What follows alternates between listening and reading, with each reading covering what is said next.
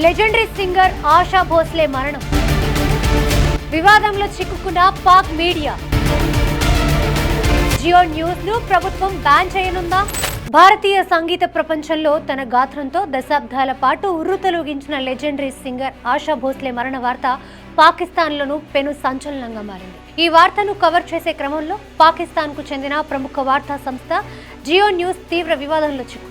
అసత్య ప్రచారం చేయడమే కాకుండా దేశ నిబంధనలను ఉల్లంఘించినందుకు సదరు ఛానల్పై కఠిన చర్యలకు పాక్ ప్రభుత్వం సిద్ధమైంది. గత శనివారం తీవ్ర అస్వస్థతకు గురైన ఆశా భోస్లేను కుటుంబ సభ్యులు ముంబైలోని ఒక ప్రైవేట్ ఆసుపత్రిలో చేర్పించారు. దురదృష్టవశాత్తు చికిత్స పొందుతూ ఆమె ఆదివారం కన్నుమూశారు. సోమవారం ఆమె అంత్యక్రియలు అధికారిక లాంఛనాలతో ముగిశాయి.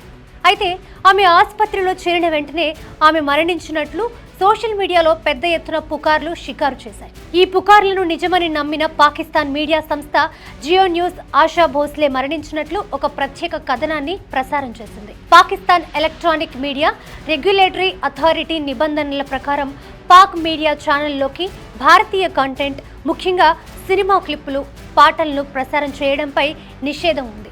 కానీ ఆశా భోస్లేకు నివాళులర్పించే క్రమంలో జియో న్యూస్ ఆమె పాడిన సూపర్ హిట్ పాటలను, భారతీయ సినిమాలకు సంబంధించిన వీడియో క్లిప్పింగ్లను ప్లే చేసింది.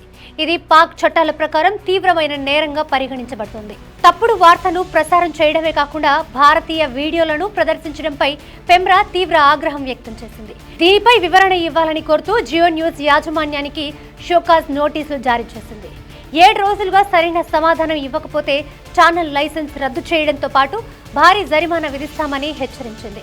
ఈ నోటీసులపై Geo News managing director Azhar Abbas స్పందిస్తూ, ఒక గొప్ప కళాకారిణి మరణించినప్పుడు ఆమె సాధించిన విజయాలను, ఆమె పాడిన పాటలను స్మరించుకోవడం కనీస ధర్మమని పేర్కొన్నారు. కళకు సరిహద్దులు ఉండవని, ఆమె కృషిని కీర్తించడమే తమ ఉద్దేశమని వారు వాదిస్తున్నారు. ఏదేమైనా ఈ ఘటన ఇప్పుడు ఇరు దేశాల మీడియా వర్గాల్లో చర్చనీయాంశంగా మారింది.